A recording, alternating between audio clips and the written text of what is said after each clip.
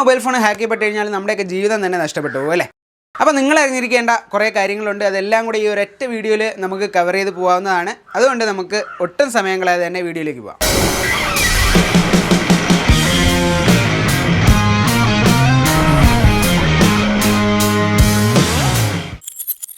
നമ്മുടെ mobile ഫോണുകളൊക്കെ hack ചെയ്യപ്പെട്ട് കഴിഞ്ഞാൽ നമ്മുടെ മൊബൈൽ ഫോണിൽ തന്നെ കുറേ സിംറ്റംസ് ഒക്കെ അത് കാണിക്കും. അതൊക്കെ ആദ്യം എന്താണെന്ന് നമുക്ക് ആദ്യം നോക്കാം. അതിനുശേഷം നമുക്ക് ഓരോന്നായിട്ട് പരിശോധിക്കാം. ഇപ്പോൾ ഞാൻ ഈ പറയാൻ പോകുന്ന സിംറ്റംസ് എല്ലാം തന്നെ നിങ്ങളുടെ മൊബൈൽ ഫോൺ ഹാക്ക് ചെയ്യപ്പെട്ടതുകൊണ്ട് മാത്രം വരുന്നതാണെന്നും അല്ല അതിൻ്റെ അർത്ഥം. അപ്പോൾ അതും എന്തൊക്കെ കാരണങ്ങളുണ്ടായിരിക്കാം അങ്ങനെയൊക്കെ കാണിക്കാൻ സാധ്യതയുള്ളത് എല്ലാം നമുക്ക് പരിശോധിക്കാം. ഒന്നാമതായിട്ട് നിങ്ങൾ ചെക്ക് ചെയ്യേണ്ടതെന്ന് പറഞ്ഞു കഴിഞ്ഞാൽ നിങ്ങളുടെ മൊബൈൽ ഫോൺ പതിവിലധികമായിട്ട് ഹീറ്റ് ആവുന്നുണ്ടോ എന്ന് നോക്കുക. സാധാരണ ഉപയോഗിച്ചുകൊണ്ടിരിക്കുന്ന ഹീറ്റിനേക്കാൾ കൂടുതൽ റീസെൻ്റ് ആയിട്ട് നിങ്ങൾ കുറച്ച് ഹീറ്റ് സ്പോട്ട് ചെയ്തിട്ടുണ്ടെങ്കിൽ അല്ലെങ്കിൽ നിങ്ങൾ ഉപയോഗിക്കാതിരിക്കുന്ന സമയത്ത് ഹീറ്റ് ആകുന്നുണ്ട് എങ്കിൽ ചാൻസസ് ആർ ദെയർ എന്നാണ് നമുക്ക് പറയാനായിട്ട് സാധിക്കുക. അല്ലാതെ മുഴുവനായിട്ട് നിങ്ങളുടെ മൊബൈൽ ഫോൺ ഹാക്ക് ചെയ്യപ്പെട്ടു എന്ന് നമുക്ക് പറയാനായിട്ട് സാധിക്കില്ല. കാരണം എന്ന് പറഞ്ഞു കഴിഞ്ഞാൽ നിങ്ങൾ ലാസ്റ്റായിട്ട് എന്തെങ്കിലും അപ്ഡേഷൻസ് മൊബൈലിൽ ചെയ്തിട്ടുണ്ട്, അത് മിസ്കോൺഫിഗർ ആയിട്ടുണ്ട്, കറക്റ്റായിട്ട് അപ്ഡേറ്റ് നടന്നിട്ടില്ല എങ്കിലോ, അല്ലെങ്കിൽ നിങ്ങളുടെ ഏതെങ്കിലും നിങ്ങളായിട്ട് തന്നെ ഇൻസ്റ്റാൾ ചെയ്തിരിക്കുന്ന ആപ്ലിക്കേഷൻ എന്തെങ്കിലും കുറച്ച് ബാറ്ററി യൂസേജ് അല്ലെങ്കിൽ ബാക്ക്ഗ്രൗണ്ടിൽ നന്നായിട്ട് യൂസ് ചെയ്യുന്ന എന്തെങ്കിലും ഉണ്ടെങ്കിലോ, ഡിസ്പ്ലേ ബ്രൈറ്റ്നസ് ഒക്കെ നല്ല രീതിയിൽ കൂട്ടിയിട്ടൊക്കെ വെച്ചിട്ട് നിങ്ങൾ ഉപയോഗിക്കുന്നുണ്ടെങ്കിൽ ഒക്കെ ഈ ഒരു ഹീറ്റിംഗ് ഇഷ്യൂ വരാൻ സാധ്യതയുണ്ട്. പക്ഷേ നിങ്ങളിതൊന്നും ചെയ്യാതെ ഉപയോഗിക്കാതിരിക്കുന്ന സമയത്ത് ഹീറ്റിംഗ് ഉണ്ടാകുന്നുണ്ട് എങ്കിൽ നിങ്ങൾ ശ്രദ്ധിക്കുക. അതിന് ഉള്ള വഴികൾ ഞാൻ വഴിയെ പറഞ്ഞു തരാം, എങ്ങനെയാണ് അത് ചെക്ക് ചെയ്യേണ്ടതെന്നുള്ളത്. രണ്ടാമത്തെ കാര്യം എന്ന് പറഞ്ഞു കഴിഞ്ഞാൽ നിങ്ങളുടെ ബാറ്ററി പതിവിലും കൂടുതലായിട്ട് ഡ്രെയിനായി പോകുന്നുണ്ട് എങ്കിൽ അതിനുള്ള ചാൻസുകളുണ്ട്, ഹാക്കിങ്ങിനുള്ള ചാൻസുകളുണ്ട്. പക്ഷേ എന്ന് വെച്ചിട്ട് മുഴുവനായിട്ട് ഹാക്ക് ചെയ്യപ്പെട്ടു എന്ന് നമുക്ക് പറയാനായിട്ട് സാധിക്കില്ല. ഞാൻ നേരത്തെ പറഞ്ഞതുപോലെ തന്നെ അപ്ഡേറ്റിൻ്റെ എന്തെങ്കിലും ഇഷ്യൂ വരുന്നുണ്ട് എങ്കിൽ, അല്ലെങ്കിൽ അപ്ഡേറ്റ് നമ്മളിപ്പോൾ ഉപയോഗിച്ചുകൊണ്ടിരിക്കുന്ന ഒരു മൊബൈൽ ഫോണിൽ അപ്ഡേഷൻ വന്നിട്ട് നമ്മൾ ചെയ്യുമ്പോൾ ചില സാഹചര്യങ്ങളിലെങ്കിലും അത് ഫെയിലാവാൻ സാധ്യതയുണ്ട്. അങ്ങനെയുള്ള സാഹചര്യങ്ങളിലും ഇതുപോലെ ബാറ്ററി ഡ്രെയിൻ ഇഷ്യൂ വന്നേക്കാം. അടുത്തെന്ന് പറയുമ്പോൾ നിങ്ങളുടെ മൊബൈൽ ഫോണിൽ റീസെൻ്റ് ആയിട്ട് എന്തെങ്കിലും പെർഫോമൻസ് ഇഷ്യൂ നിങ്ങൾ നോട്ട് ചെയ്തിട്ടുണ്ടോ എന്ന് നോക്കുക. കാരണം നല്ല രീതിയിൽ സ്ലോ ആകുക, അല്ലെങ്കിൽ എന്തെങ്കിലും ആപ്ലിക്കേഷൻസ് വെറുതെ ക്രാഷ് ആകുക, ഇങ്ങനെ എന്തെങ്കിലും ആപ്ലിക്കേഷൻസിൽ ചുമ്മാ എററുകൾ കാണിച്ചുകൊണ്ടിരിക്കുക, ഇങ്ങനെയുള്ള ഇഷ്യൂസൊക്കെ വരുന്നുണ്ട് എങ്കിൽ അതിനും ഹാക്കിങ്ങിനുള്ള ഒരു ചാൻസ് അവിടെ ഉണ്ട്. അങ്ങനെ പെട്ടെന്ന് നിങ്ങളൊരു സ്ലോ ഒക്കെ ഫീൽ ചെയ്യുന്നുണ്ട് എങ്കിൽ തീർച്ചയായിട്ടും നിങ്ങളുടെ മൊബൈൽ ഫോൺ ഹാക്ക് ചെയ്യപ്പെട്ടിട്ടുണ്ടോ എന്ന് ചോദിച്ചു കഴിഞ്ഞാൽ തീർച്ചയായിട്ടും മൊബൈൽ ഫോൺ ഹാക്ക് ചെയ്യപ്പെട്ടു എന്ന് നമുക്ക് പറയാനായിട്ട് സാധിക്കില്ല. കാരണം നിങ്ങൾ ഒരുപാട് നാൾ കൊണ്ട് ഒരു മൊബൈൽ ഫോൺ ഫോർമാറ്റോ മറ്റു കാര്യങ്ങളൊന്നും ചെയ്യാതെ ഒരുപാട് ആപ്ലിക്കേഷൻസ് അതിൻ്റെ ക്യാഷ് ഫയൽസും മറ്റു കാര്യങ്ങളൊക്കെ ആയിട്ട് അതേപോലെ തന്നെ ഉപയോഗിച്ചുകൊണ്ടിരിക്കുകയാണെങ്കിൽ സ്ലോ ഒക്കെ തീർച്ചയായിട്ടും വരും, ഹാങ് വരും, അങ്ങനത്തെ പ്രശ്നങ്ങളൊക്കെ വരും. പിന്നെ ഒരുപാട് നാൾ കൊണ്ടുള്ള ബാറ്ററിയുടെ പ്രോബ്ലംസ് എന്തെങ്കിലുമൊക്കെ ഉണ്ടെങ്കിൽ അതിനും ഈ വക പ്രോബ്ലംസൊക്കെ വന്നേക്കാം. അപ്പോൾ അതുകൊണ്ട് നിങ്ങൾ ആദ്യം ചെക്ക് ചെയ്യേണ്ടതെന്ന് പറഞ്ഞു കഴിഞ്ഞാൽ ക്യാഷ് ഫയൽസ് ഒക്കെ റിമൂവ് ചെയ്യാനായിട്ട് ഏതെങ്കിലും ആപ്ലിക്കേഷൻസ്, സി ക്ലീനർ പോലുള്ള ആപ്ലിക്കേഷൻസ് ഒക്കെ ഇന്ന് അവൈലബിൾ ആണ്. ക്ലീനിങ് ആപ്ലിക്കേഷൻസ് ഒക്കെ എടുത്ത് വെച്ചൊന്ന് ക്ലീൻ ചെയ്ത് നോക്കുക. അല്ലെങ്കിൽ ഏതെങ്കിലും ലേറ്റസ്റ്റ് ആയിട്ട് നിങ്ങൾ ഇൻസ്റ്റാൾ ചെയ്തിട്ടുള്ള ഏതെങ്കിലും ആവശ്യമില്ലാത്ത ആപ്ലിക്കേഷൻസ് മൊബൈലിലുണ്ടെങ്കിൽ അതിനെയൊക്കെ ഒന്ന് റിമൂവ് ചെയ്തിട്ട് ആദ്യം നോക്കുക. ചെക്ക് ചെയ്യേണ്ട ആദ്യത്തെ മെത്തേഡാണ് ഈ പറഞ്ഞത്. ഈ ഒരു പ്രോബ്ലമാണ് നിങ്ങൾ ഫേസ് ചെയ്യുന്നുള്ളത് എങ്കിൽ. അടുത്തതായിട്ടുള്ളതെന്ന് പറഞ്ഞു കഴിഞ്ഞാൽ നിങ്ങളുടെ ഡാറ്റ യൂസേജ്, അതായത് നിങ്ങളുടെ മൊബൈൽ ഫോണിൻ്റെ ഡാറ്റ പെട്ടെന്ന് തീർന്നു പോവുകയാണെങ്കിൽ, അല്ലെങ്കിൽ നിങ്ങളുടെ ഡാറ്റ ഓട്ടോമാറ്റിക്കായിട്ട് തന്നെ ഒരുപാട് യൂസ് ചെയ്യുന്നുണ്ട് എന്ന് നിങ്ങൾക്ക് തോന്നുന്നുണ്ടെങ്കിൽ, ഡാറ്റ സ്ലോ നന്നായിട്ടാകുന്നുണ്ട് എങ്കിൽ, അങ്ങനെയൊക്കെയുള്ള സാഹചര്യങ്ങളിലൊക്കെ നിങ്ങൾ ചെക്ക് ചെയ്യേണ്ട ഒരു കാര്യമുണ്ട്. അതിന് ഹാക്കിങ്ങിനുള്ള ഒരു ചാൻസ് അവിടെ ഉള്ളതിൻ്റെ കാരണം എന്ന് പറഞ്ഞു കഴിഞ്ഞാൽ നിങ്ങളുടെ ഒരു ആപ്ലിക്കേഷൻ നിങ്ങളുടെ ഫോണിൽ ഹാക്ക് ചെയ്യാനായിട്ട് ഇൻസ്റ്റാൾ ചെയ്യപ്പെട്ടിട്ടുണ്ട് എങ്കിൽ ആ ആപ്ലിക്കേഷൻ നിങ്ങളുടെ ഡാറ്റ ഫുള്ള് ഓൺലൈൻ വഴി സെൻഡ് ചെയ്തുകൊണ്ടിരിക്കുന്നുണ്ട് എങ്കിൽ നിങ്ങളുടെ ഡാറ്റ അത്രയ്ക്ക് യൂസ് ചെയ്യും. അതുകൊണ്ട് തന്നെ നമുക്ക് ഡാറ്റ യൂസേജിൻ്റെ അനലിസ്റ്റിക്സ് നോക്കിക്കഴിഞ്ഞാൽ ഏത് ആപ്ലിക്കേഷനാണ് എടുത്തിരിക്കുന്നത് ഡാറ്റ കൂടുതലെന്ന് മനസ്സിലാക്കാനായിട്ട് സാധിക്കും. നമ്മുടെ മൊബൈൽ ഫോണിൽ തന്നെ അതിന് ഓപ്ഷൻ ഉണ്ടെങ്കിൽ പോലും കുറച്ചുകൂടെ എഫക്റ്റീവായിട്ടുള്ള ആപ്ലിക്കേഷൻസ് നമുക്ക് അവൈലബിൾ ആണ്. അതും നമുക്ക് ലാസ്റ്റ് പരിചയപ്പെടാം. അടുത്തായിട്ട് നിങ്ങൾ ചെക്ക് ചെയ്യേണ്ടതെന്ന് പറഞ്ഞു കഴിഞ്ഞാൽ നിങ്ങളുടെ മൊബൈൽ ഫോണിൽ മെസ്സേജ്, കോൾസ് ഒക്കെ ഓട്ടോമാറ്റിക്കായിട്ട് പോയിട്ടുണ്ടോ എന്ന് ചെക്ക് ചെയ്യുക. മെസ്സേജ് ആയിട്ടാണെങ്കിൽ നിങ്ങൾ സെൻഡ് ഐറ്റംസ് എടുത്ത് നോക്കിക്കഴിഞ്ഞ് കഴിഞ്ഞാൽ അതിനകത്ത് നിങ്ങൾ അയക്കാത്ത മെസ്സേജുകൾ പോയിട്ടുണ്ടോ എന്ന് ചെക്ക് ചെയ്യുക. അത് നമ്മുടെ OTP വരേണ്ട മൊബൈൽ ഫോണിൽ UPI ആപ്ലിക്കേഷൻസ് ഒക്കെ ആണെങ്കിൽ ഓട്ടോമാറ്റിക്കായിട്ട് മെസ്സേജ് അവർ സെൻഡ് ചെയ്ത് വെരിഫൈ ചെയ്യുന്നൊരു മെത്തേഡുണ്ട്. അതല്ലാണ്ട് വേറെ എന്തെങ്കിലും മെസ്സേജ് നിങ്ങൾ അയക്കാണ്ട് പോയിട്ടുണ്ടോ എന്ന് നിങ്ങൾ ചെക്ക് ചെയ്യുക. അങ്ങനെ ഉണ്ട് എങ്കിൽ അവിടെ ഒരു ചാൻസ് ഉണ്ട്. നമ്മുടെ മൊബൈൽ ഫോണുകളൊക്കെ ഹാക്ക് ചെയ്യപ്പെട്ട് കഴിഞ്ഞാൽ നമ്മൾ മൊബൈൽ ഫോണിൽ എല്ലാ രീതിയിലുള്ള അക്കൗണ്ട്സും സൈൻ ചെയ്തിട്ടുണ്ടാവും അല്ലേ?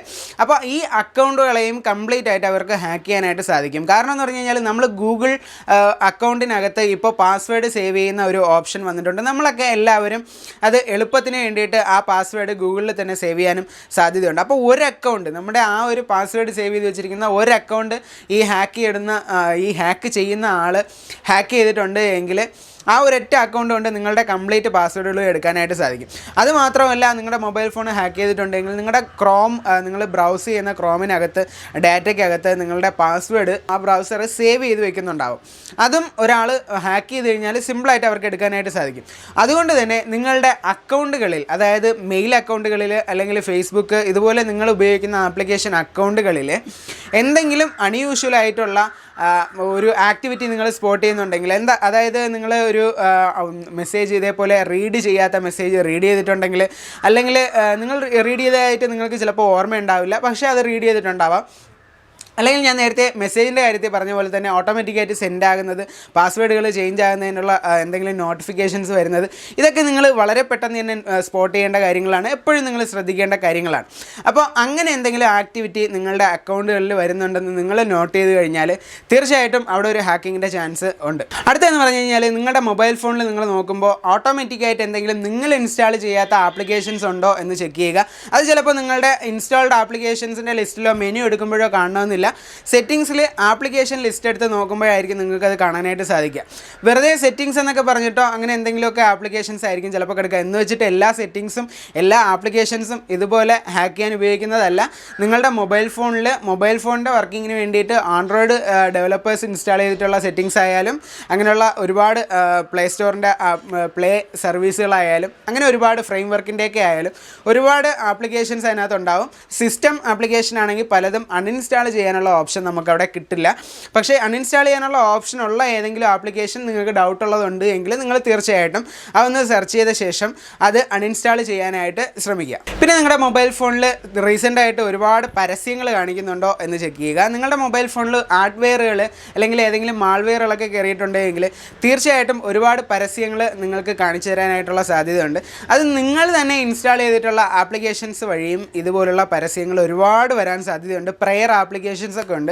അതുപോലെ നിങ്ങൾ ഇൻസ്റ്റാൾ ചെയ്യുന്ന തേർഡ് പാർട്ടി ഒരുപാട്, ഇപ്പോൾ ഗൂഗിൾ പ്ലേ സ്റ്റോറിൽ നിന്ന് ഡൗൺലോഡ് ചെയ്തതുകൊണ്ട് മാത്രം നിങ്ങൾ ഒന്നിന്നും രക്ഷപ്പെടുന്നില്ല എന്നുള്ളതാണ് വാസ്തവം. ഗൂഗിൾ പ്ലേ സ്റ്റോറിൽ തന്നെ ഉള്ള ആപ്ലിക്കേഷൻസിനകത്തുള്ള പ്രോബ്ലംസ് പിന്നീട് ഗൂഗിൾ ഫൈൻഡ് ചെയ്തിട്ടാണ് അതിനെയൊക്കെ ചവിട്ടി പുറത്താക്കുന്നത്.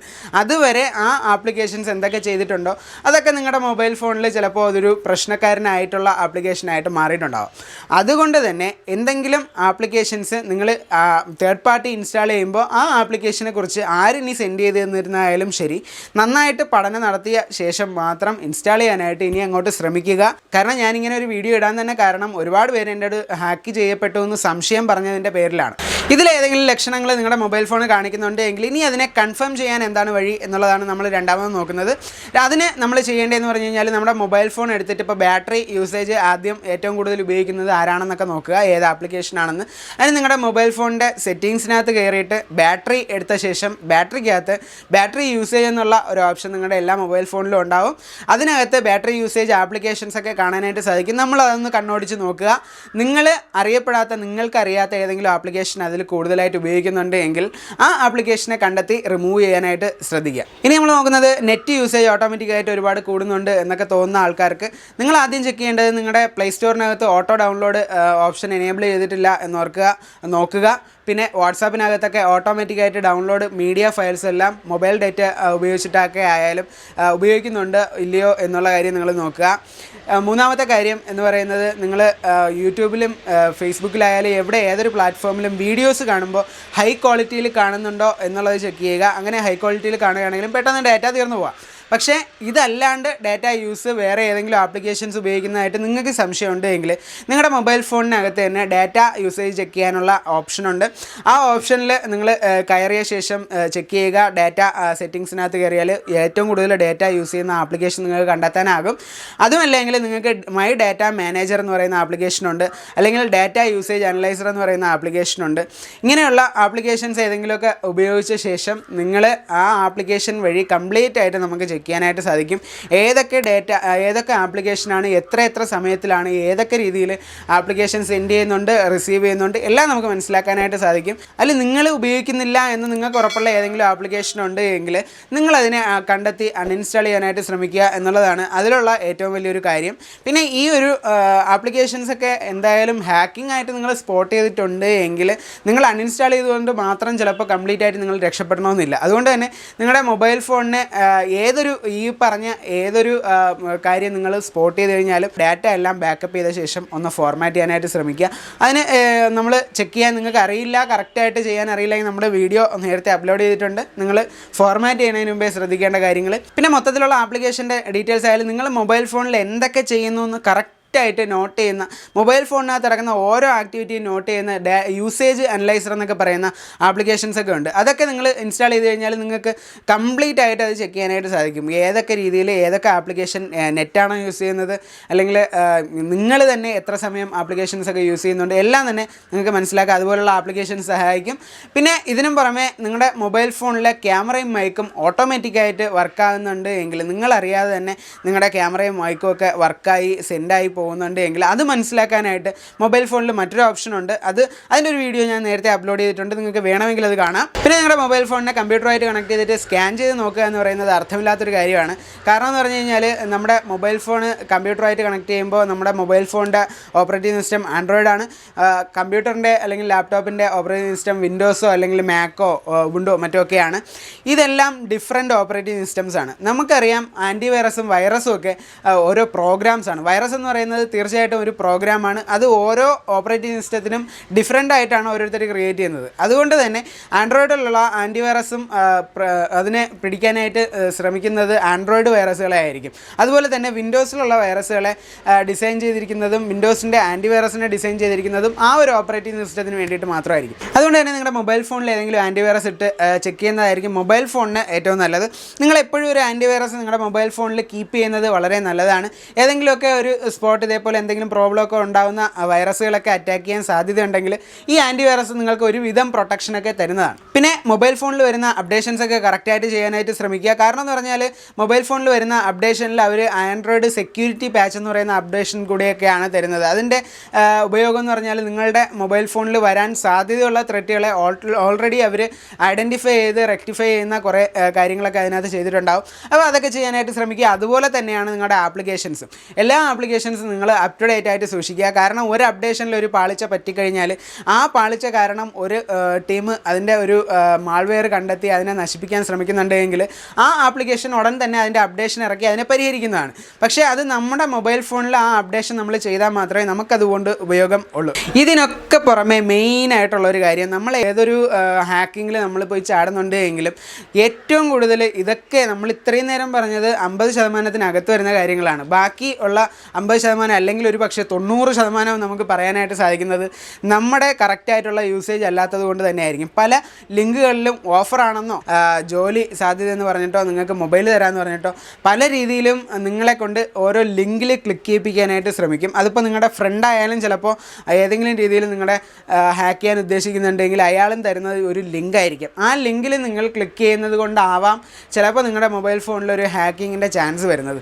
അതുകൊണ്ട് തന്നെ ലിങ്ക് വെറുതെ ക്ലിക്ക് ചെയ്തതുകൊണ്ട് മാത്രം ആയിരിക്കില്ല കൂടുതൽ ചാൻസ് വരുന്നത്. നിങ്ങൾ ആ ലിങ്കിൽ ക്ലിക്ക് ചെയ്തിട്ട് പറയുന്ന ആപ്ലിക്കേഷൻ എന്തെങ്കിലും ഡൗൺലോഡ് ചെയ്യുക അല്ലെങ്കിൽ നിങ്ങളുടെ ഡീറ്റെയിൽസ് എന്തെങ്കിലും അവർക്ക് കൊടുക്കുകയൊക്കെ ചെയ്യുകയാണെങ്കിൽ അതാണ് ഏറ്റവും വലിയൊരു മണ്ടത്തരം. അതുവഴിയാവാം ഏറ്റവും കൂടുതൽ ഹാക്കിംഗ് ഒക്കെ സംഭവിക്കുന്നത്. അതുകൊണ്ട് തന്നെ നിങ്ങൾ ഇങ്ങനെയുള്ള കാര്യങ്ങളാണ് ഏറ്റവും കൂടുതലായിട്ട് ശ്രദ്ധിക്കേണ്ട. ഞാൻ എൻ്റെ പല വീഡിയോസിലും പറയുന്ന കാര്യവും അതുതന്നെയാണ്. ഹാക്കിംഗ് റിലേറ്റ് ചെയ്തിട്ടും പ്രൊട്ടക്ഷൻ റിലേറ്റ് ചെയ്തിട്ടും ഞാൻ ഒരുപാട് വീഡിയോസൊക്കെ ഓൾറെഡി അപ്ലോഡ് ചെയ്തിട്ടുണ്ട്, ഇനിയും അപ്ലോഡ് ചെയ്യുന്നുണ്ട്. അപ്പോൾ അതൊക്കെ കാണാനായിട്ട് എൻ്റെ ചാനലൊന്ന് സബ്സ്ക്രൈബ് ചെയ്താൽ ബെൽ ബട്ടൺ എനേബിൾ ചെയ്യാൻ തീർച്ചയായിട്ടും മറക്കാതിരിക്കുക.